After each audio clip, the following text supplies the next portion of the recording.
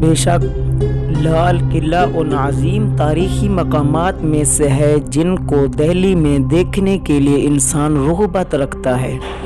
اور اس بات میں کوئی شک نہیں کہ لال قلعہ ایک بہت پرانی اور پورے عالم میں شہرت کا حامل ہے اور خوبصورت ہونے کے لحاظ سے دلکش ہے، اور اس قلعے کی طرح مضبوط قلعے بہت کم ہیں۔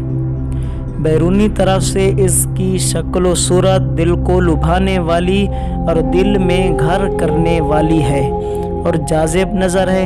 اور یہ لال رنگ کا ہے اس لیے کہ وہ لال اینٹوں سے بنایا گیا ہے جس کو شاہ جہاں نے بنوایا تھا، جو کہ ہندوستان کے بادشاہوں سے عمارتوں اور تعمیرات کا بڑا شوقین ہونے کی وجہ سے مشہور تھا۔ پہلے تو اس نے ماہر انجینئروں سے اس کام کا اندازہ لگوایا،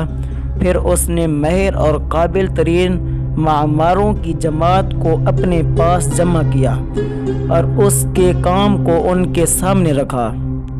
بس وہ اس کی تعمیر میں ایک لمبی مدت تک مصروف رہے۔ وہ ایک ایسا قلعہ ہے کہ جس کے چاروں طرف اونچی دیواریں بنائی گئی ہیں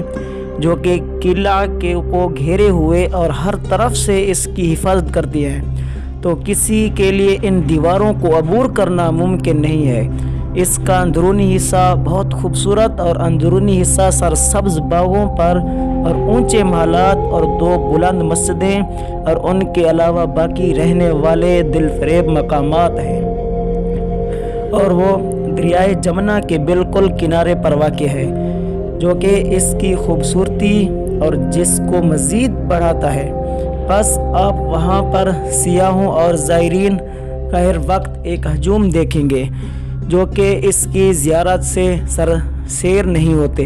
اور ہندوستان کی خصوصیات میں سے ہے کہ مغل بادشاہوں نے اس میں عمارتوں اور اس کے علاوہ تعدیر باقی رہنے والی تاریخی چیزیں باقی چھوڑی ہیں۔